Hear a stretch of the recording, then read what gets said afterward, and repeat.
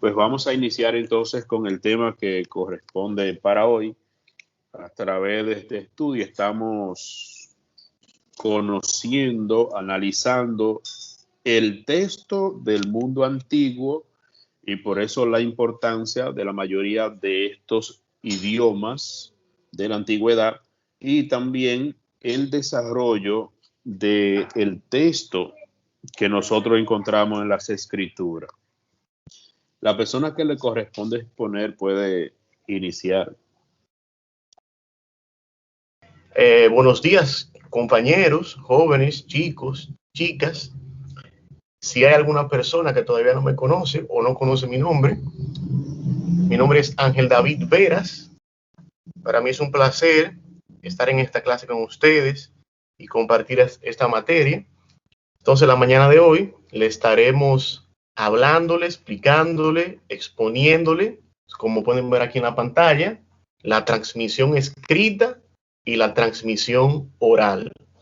Pero antes, con el permiso del profesor, quisiera compartir con ustedes estos 3 versículos brevemente, en unos 10 segundos. Proverbios, capítulo 4, versículos 5, 6 y 7 de la traducción Lenguaje Actual.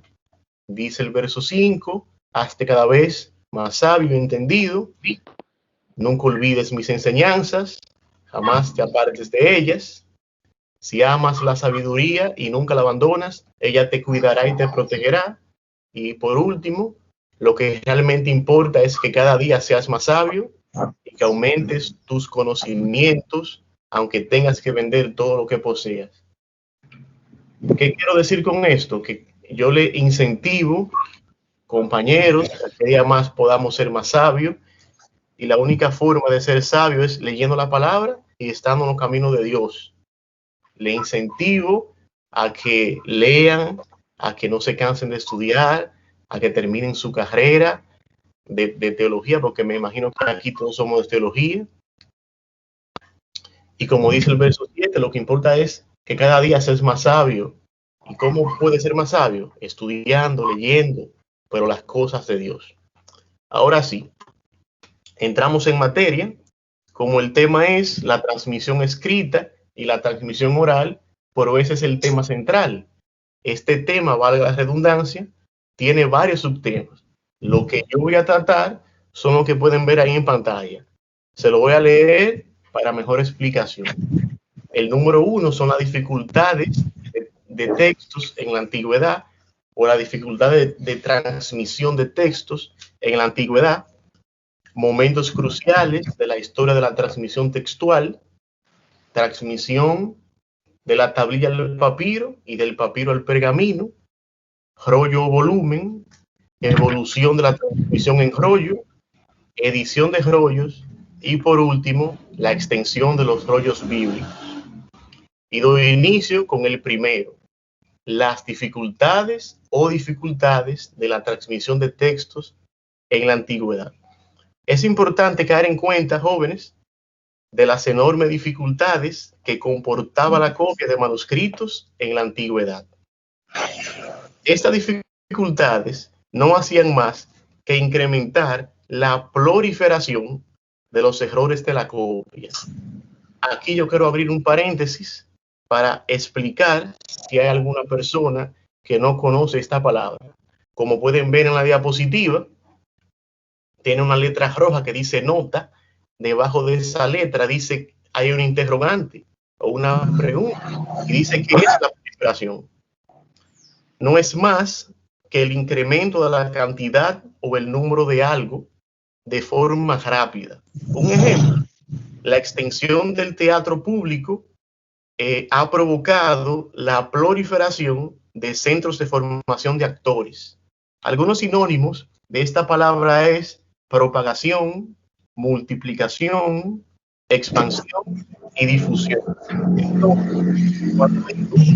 Estas dificultades no hacían más que incrementar la proliferación de los errores de la copia. Estoy hablando de un incremento o cantidad de número de algo, de una propagación, multiplicación o expansión. En la antigüedad se escribía más rápido o se escribía con mayor rapidez de lo que hoy cabe imaginarse. ¿Dónde podemos ver eso? ¿Dónde podemos aprender con relación a lo que digo? El libro de Esdras, capítulo 7, versículo 6, nos da la respuesta. Y dice así: este Esdras subió de Babilonia, era escriba diligente de la ley de Moisés, que Jehová Dios de Israel había dado, y le concedió el rey todo lo que pidió, porque la mano de Jehová, su Dios, estaba con Esdras. La palabra clave, o lo que quiero enfatizar en este versículo con relación a lo que estoy hablando, es que Esdras era un escriba, no un profeta, un escriba. O sea, se escribía en la antigüedad con mayor rapidez. Entonces, este señor, Esdras, era un escriba diligente. Me gusta, como lo dice el libro, en la página 101, que era un escriba competente.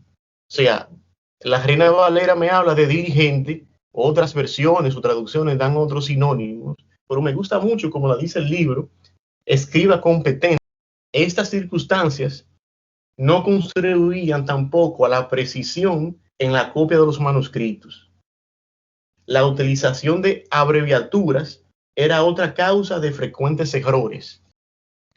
La lectura de un texto antiguo, sobre todo si estaba escrito en papiro, resultaba mucho más difícil de lo que un lector acostumbrado a los libros modernos puede imaginarse.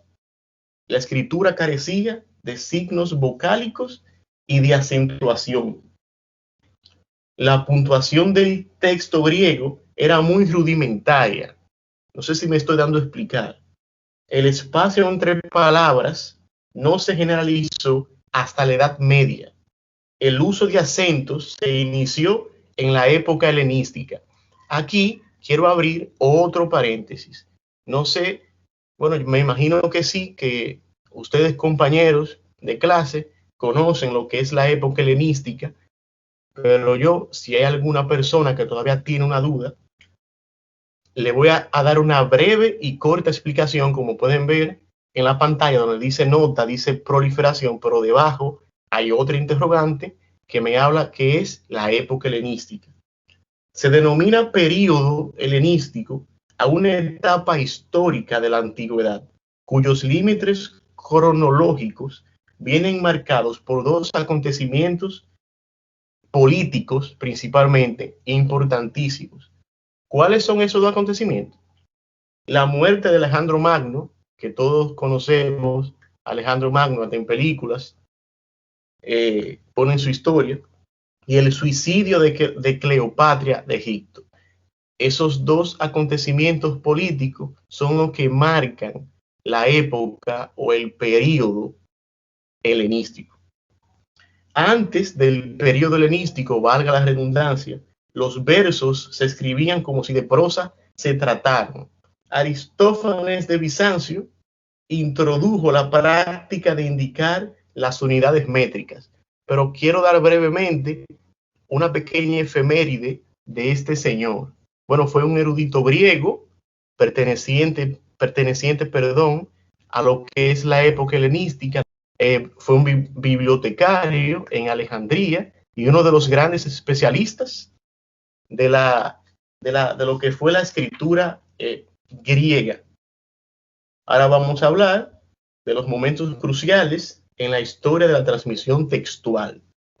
La historia de la escritura conoció en la antigüedad momentos cruciales para la correcta y fiel transmisión textual de los libros, de las escrituras.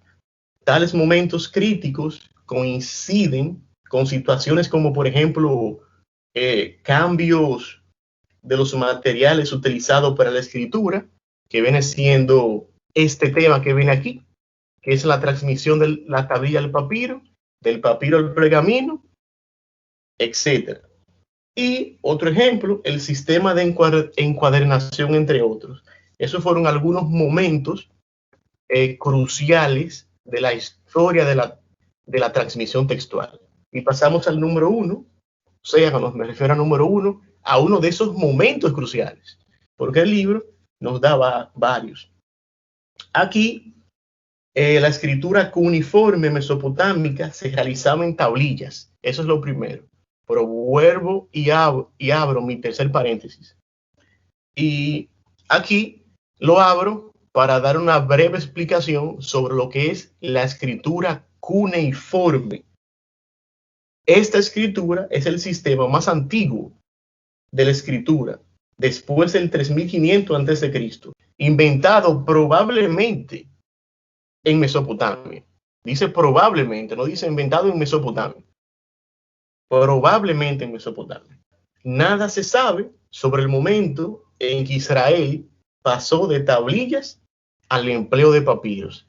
Ya hablé anteriormente de que la escritura cuneiforme mesopotámica se realizaba en tablillas.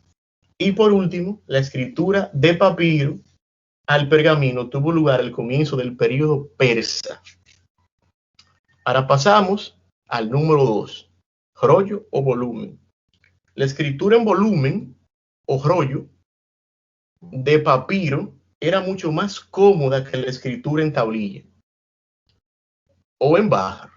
Sin embargo, el papiro se deterioraba con mayor rapidez. Esa es o fue la pregunta que le hice al profesor el sábado pasado cuando le pregunté con relación a los manuscritos. No sé si recuerdan de que se deterioraban.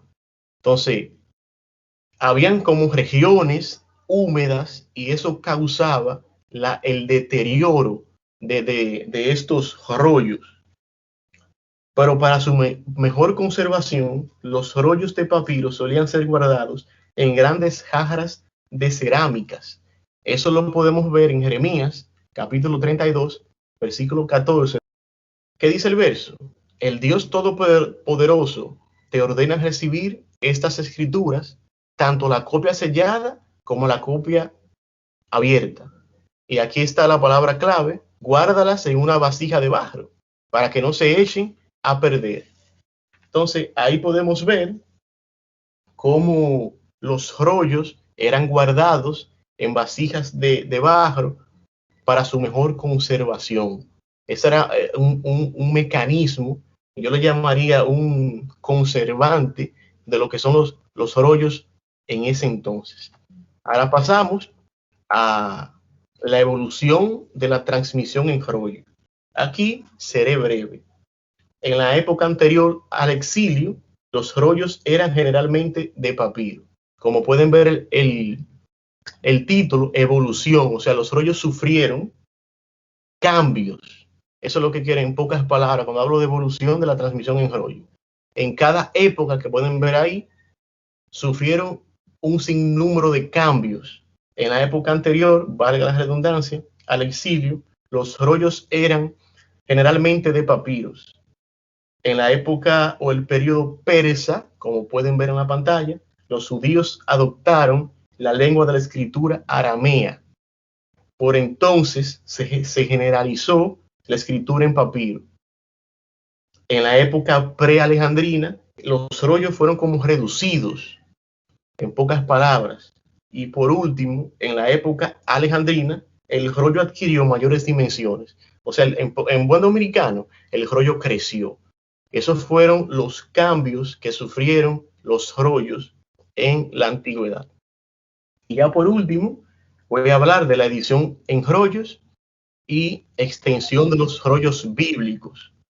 Con relación a la edición de rollos, Platón describe el modo como un autor componía su obra escrita. Bueno, ¿cómo describe Platón cómo un autor componía su obra escrita? Bueno, todo consistía en pegar y cortar las hojas de papiro, unas al lado de la otra. El autor añadía, quitaba o intercalaba hojas sueltas a medida que componía su texto. El autógrafo no tenía todavía la forma de rollo, todavía no.